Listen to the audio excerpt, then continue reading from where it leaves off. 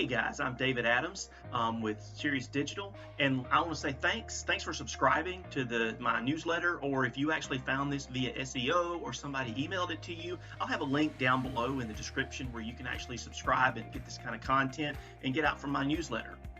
Well, listen, this is actually going to be a video talking about techniques number 2 and 3 that we didn't really get time to talk about on the real estate coffee break on Saturday. So what we're going to do is kind of talk through and share that with you guys. I wanted to do it after the fact. Now, if you do need technique number 1, just shoot a comment down below in the description. I'll make sure I get it to you.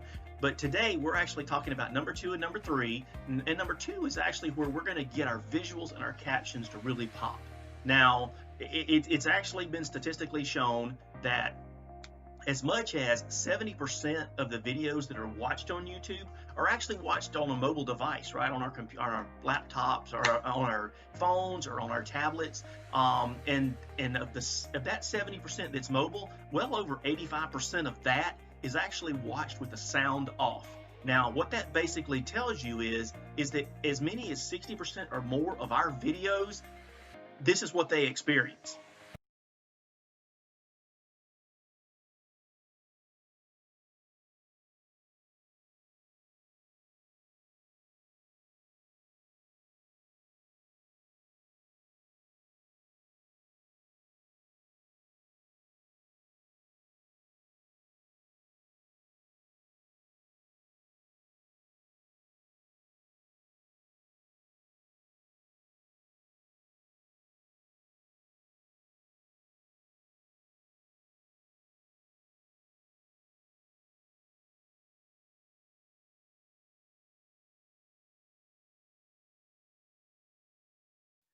So yeah, that is uncomfortable, right? And if you think about it, if as many as over 60% of our videos are actually experienced like that, you know, you've got somebody that's laying in bed in the morning or at night, they're scrolling through videos on YouTube, and they come up to our video, and that's sort of the experience they get, that's an immediate pass on, right? They're going to scroll right past the video, never watch it. We're never going to get the opportunity to engage or even attract their attention at all.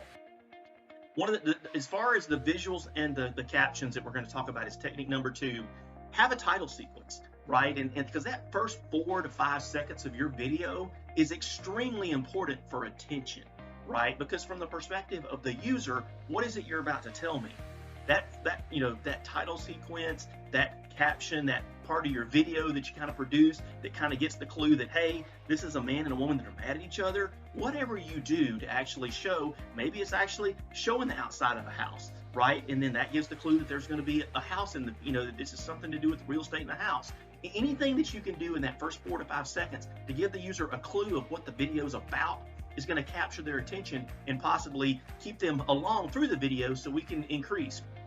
Now, after you've added that title sequence at the beginning, that's kind of the visual, making your visuals be on point, what other thing you want to do is add captions, right? Because if they're listening to it without sound, they can't hear what you're saying. So all the good copy, all the good statements that you're making, all the good recommendations that you're sharing with them, they can't hear them. They can't hear what you're asking them to do. Therefore, there's really not going to be very much engagement or conversions out of your video. Now, I'm going to add a link down below to a YouTube video. I think it takes like 3 to 4 minutes where somebody actually walks you through how to add captions onto YouTube videos. That's at least from a YouTube perspective, how you can do it. There's other services that you can actually do, and I'll include a couple of those in the description as well, that'll actually do the captions if you're going to use them on some of your other social media platforms. Now, the best example of what I'm talking about when we talk about these visuals and the captions are the foodie videos, right? If you think about it, if somebody were to start a foodie video on YouTube and the first thing they did was show an empty bowl and they're cracking eggs and putting in milk and sugar, we have a generic clue that they're probably creating a dessert, but we don't know that that's going to be a coconut cream pie, right? Which is actually one of my favorite desserts. Now, if they start the video out showing that coconut cream pie that's got the great meringue that's been in the oven, it's browned off with the coconut kind of browned on top, I know what's coming. And I may want to stick around to get that recipe, but if all I do is see an empty bowl that they're just putting ingredients in, I have no clue what they're cooking. I'm probably going to scroll along before I ever figure out that this was a recipe that I would want to check out. So cool. Definitely make sure you got your visuals and your captions on point. And then we're going to talk about number 3 now. And I call this kind of the video showing or the walkthrough. And this is specifically for like real estate agents and whatnot, but now it would work for any kind of a business to do the same thing with your product or service. But in this case, what we're wanting to do for people that work in real estate is do a door through all the rooms to the back door type of a walkthrough. Now, a lot of people will have kind of this carousel of photos that are kind of showing. Don't do that, right? Don't do that carousel of photos. No, actually film a video, because that's one thing that's strong about our video devices is the cameras actually today are better than some of the cameras that production quality type cameras that they might have had 15 or 20 years ago. We're carrying around in our pockets. Use those as your tool. And basically what you're going to do is just walk in the front door and start filming and walking through the rooms of the house and giving the tour the same way you would a customer, right? Or a prospect. And in that case, you're getting to walk them through, show them the house, show them everything that's going on. And as opposed to what the kind of the carousel of pictures looks at, it gives them the ability to kind of engage in the room and see what the room looks like and a frame of reference as you're walking through it to maybe what its size is and how it might work for them. Now, a couple of do's and don'ts for this technique. From a do perspective, make sure the house is sale ready. If you're doing houses with this technique, make sure it's sale ready. This is not the one where you want to walk, the person's going to sell the house, you show up that day and you start walking through with dirty clothes around, everything else. Make sure the house is sale ready and it's going to pop. And then if this is something I didn't advise before, but I actually heard the idea and I've included it in this recommendation, is have a friend hold your camera, right? If you think about it, as you're walking through, the camera is the prospect, right? You're the person that's guiding them through. So, have a friend. If it's 2 real estate agents or whatnot working together, do each other's houses, right? If you have to, go get a high school kid, pay them 10 or 15 bucks an hour to just walk through the house with you, houses through you with the phone.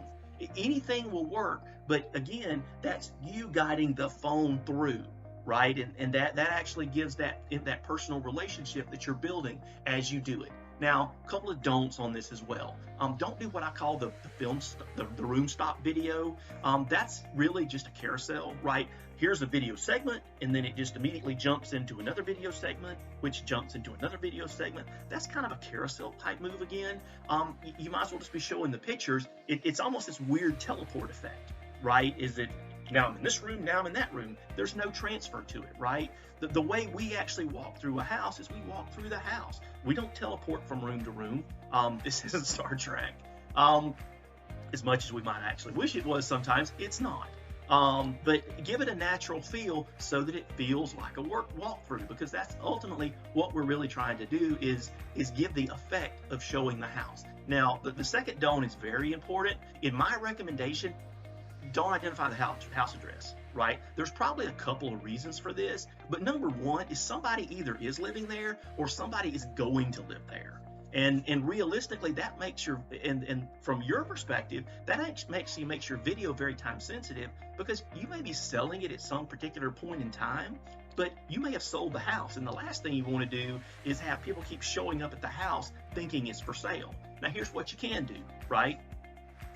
You're showing houses like the ones you sell, right? If you think about it, if you just basically say that, hey, this is a house I live in Cumming, this is a house in the Cumming area, the type of house that I sell, right? The type of house that I'm interested in, the type of buyers that I'm looking to find. Again, right, I don't have to identify the actual location of the house. I can give them a general idea. In some neighborhoods in my town, in my county, there's thousands of houses in that neighborhood. I could even say that it's a house like one you're going to find in this neighborhood, right? But again, what I'm largely doing is creating longer tail content that communicates the kinds of things that I sell. Now, for a little bit of an extra hint on this virtual walkthrough that we're talking about, if you've got a drone or you have a friend who has a drone, which these days seems to be about every one of us, the one other thing that I'm going to recommend that you add is have them go to the house with the drone and go send that thing up in the sky and film the drone going down from the sky to the front door.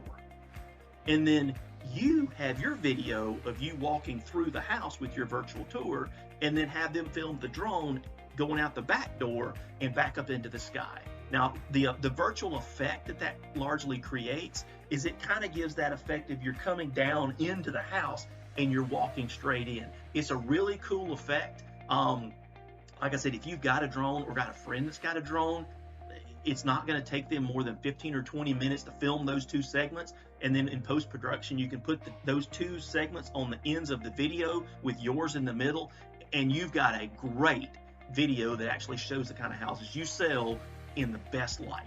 Now, I always like to do a little extra for my folks.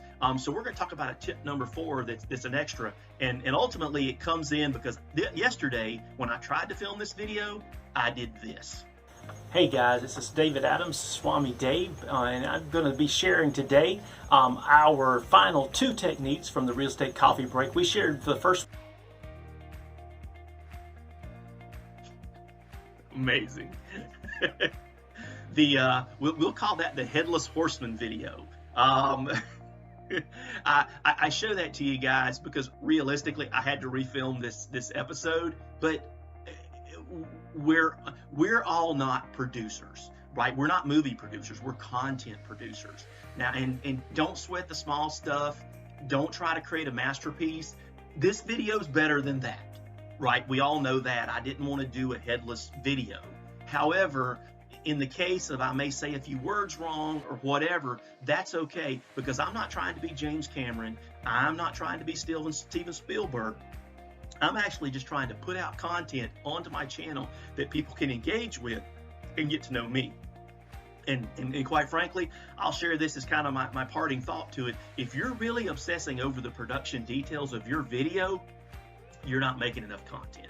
And that's just the best thing that I can say for that. Well, listen, guys, I appreciate it. Thanks for jumping on this video. For those of you that connected with me through the Real Estate Coffee Break, I will definitely look forward to seeing you guys next Saturday on the Real Estate Coffee Break again. If you're not subscribed and somebody just sent you to the channel or sent you a link to the channel, or you just found this channel, definitely hit that red button to the side and subscribe to the video so you can check back as new videos might be added. Now, if you have questions or you kind of need strategy help with what we're talking about, or you just kind of need maybe a done for you and some help with your SEO or social or reputation management, definitely check out my website, SiriusDigital.com. I've got an agency that does that for you guys. Well, listen, again, I appreciate it. Thank you for checking out the video and look forward to talking to you guys again.